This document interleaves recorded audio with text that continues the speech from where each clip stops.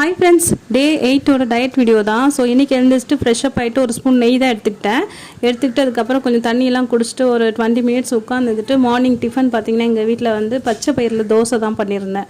So பச்சை பயிரில் தோசை வந்து பார்த்திங்கன்னா கேரட், ஆனியன், இதில் வந்து பார்த்திங்கன்னா கொத்தமல்லி, எந்த வெஜிடபிள்ஸ் வேணாலும் போட்டுக்கலாம். ரொம்ப டேஸ்ட்டாக இருக்கும்.